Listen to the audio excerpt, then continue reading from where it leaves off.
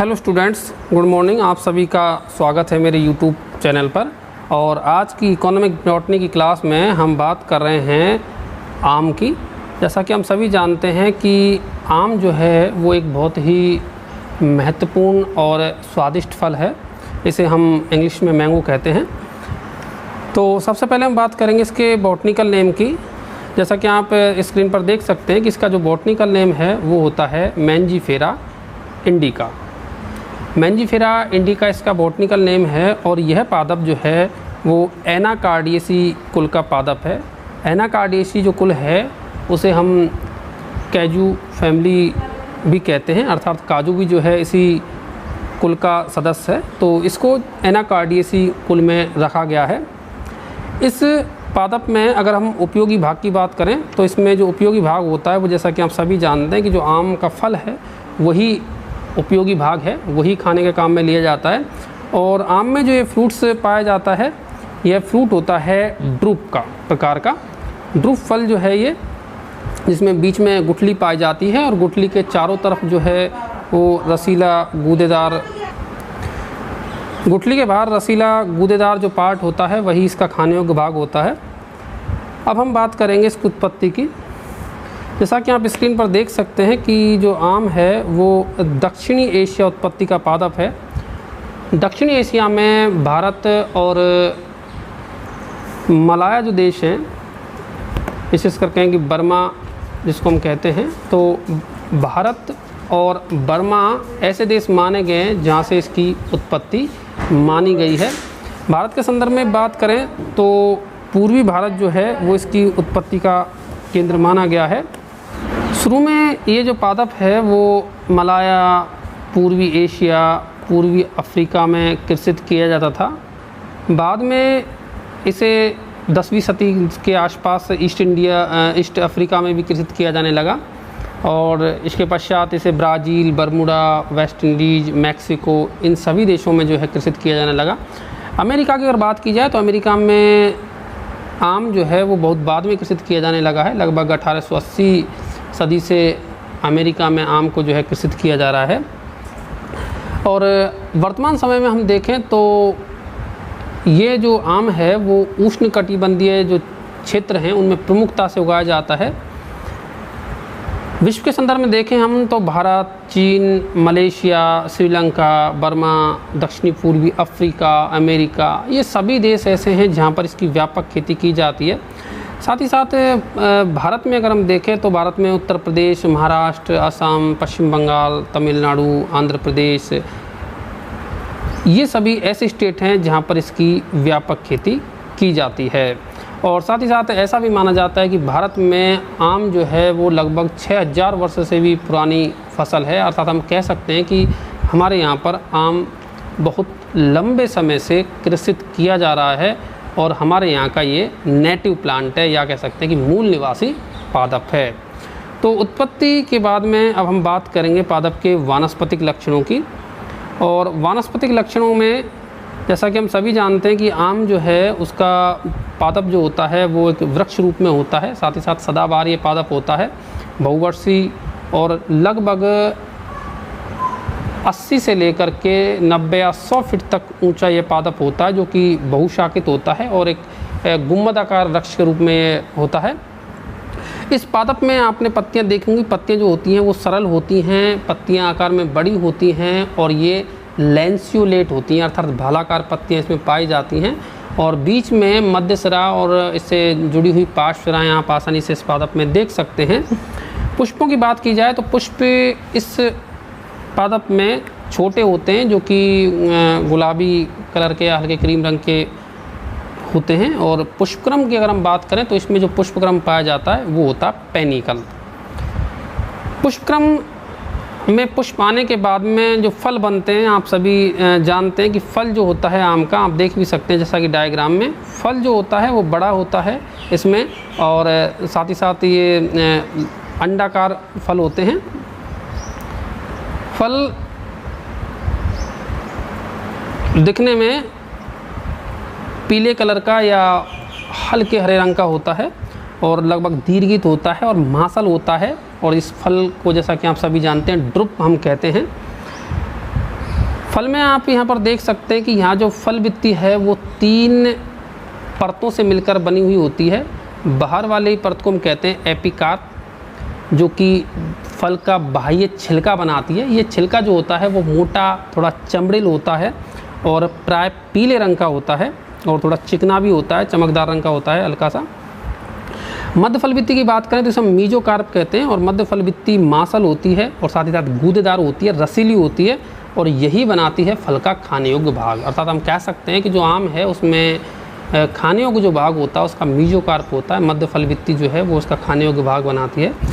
और अंत में हम बात करते हैं एंडोकार्प की। ये सबसे आंतरिक फल वित्ती है जो कि यहाँ पर काष्ठीय होती है। अर्थात हम कह सकते हैं कि एंडोकार्प जो होता है वो काष्ठीय होता है और यह एंडोकार्प जो है यह घेरे रहता है एक अभ्रूणपोषी बीज को। अर्थात एंडोकार्प के अंदर आप देख सकते हैं कि यहाँ पर सीड पाया जाता है।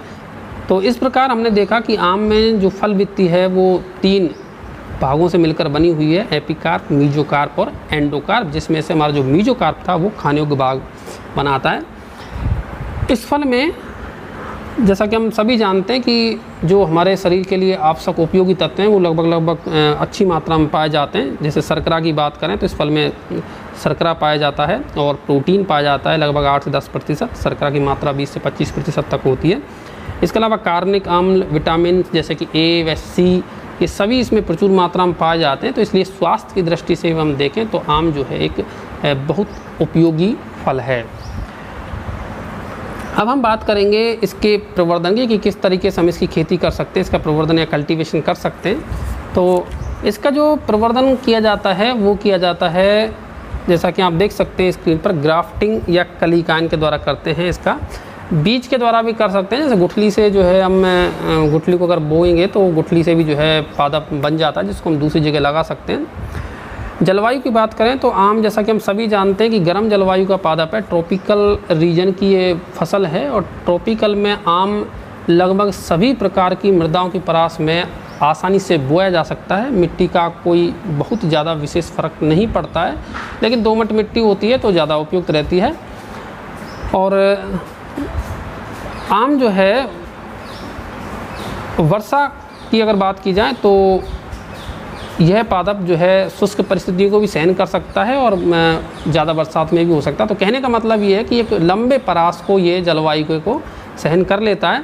इसलिए भारत में भी अगर हम देखें तो विभिन्न जगह पर इसकी खेती की जाती है। जैसे कि अभी आपको स्टेट्स के हमने नाम बताए, महाराष्ट्र है, चाहे वो उत्तर प्रदेश है या अन्य किसी राज्य है, तो लगभग सभी जगह पर इसकी खेती की जाती है। जब हम ग्राफ्टिंग या बडिंग के द्वारा जब पौधा तैयार कर रहे हैं तो जब लगभग पौधा 6 माह का हो जाता है तो इससे 6 माह के पौधे को हम नर्सरी से खेतों में जो बनाए गए गड्ढे हैं उनमें स्थानांतरित कर देते हैं। ये गड्ढे पहले से हम तैयार करके रखते हैं, थोड़ा गहराई का गड्ढा होता है और उसमें इन पौधों को लगा दिया जाता है। पौधे से पौधे के बीच की जो दूरी रखते हैं हम 9 से 10 मीटर की दूरी रखते हैं, क्योंकि जो आम का वृक्ष है वो काफ़ी बड़ा होता है और काफ़ी बड़े क्षेत्रफल में ये एक तरीके से कह सकते हैं कि इसकी जो कैनोपी है वो बड़ी होती है, तो इसलिए 10 मीटर तक की दूरी 2 पौधों के बीच की रखी जाती है। और इतनी ही दूरी लगभग हम रख देते हैं 2 कतारों के मध्य। तो इस तरीके से इसका जो बगीचे हैं वो लगा सकते हैं। सिंचाई इनमें हम नियमित अंतराल पर करते हैं और जब लगभग पेड़ जो है 6 साल का हो जाता है, 5 से 6 साल का, तो उसमें आम आना शुरू हो जाते हैं। ये निर्भर करता है कि हमने किस वैरायटी का प्रयोग किया है। अलग अलग वैरायटी में जो फल आने का समय है वो अलग अलग है। वैसे अगर हम औसत रूप से देखें तो 5 से 6 साल का जो वृक्ष है वो फल देने लग जाता है। इस पादप में जो पुष्पन की क्रिया होती है वो फरवरी से मार्च के महीने में होती है और साथ ही साथ जुलाई अगस्त में जब मतलब गर्मी का मौसम जो होता है, जून जुलाई अगस्त, इस मौसम में फल आते हैं। और फल की बात करें तो फल पकने से पूर्व जो है वो हरे रंग का होता है और उसके पश्चात जब पका हुआ फल होगा वो हल्के पीले रंग का, चमकदार रंग का फल होता है। आमों को पकने से थोड़ा पहले तोड़ लिया जाता है और बाद में कृत्रिम तरीके से इनको पकाया जाता है।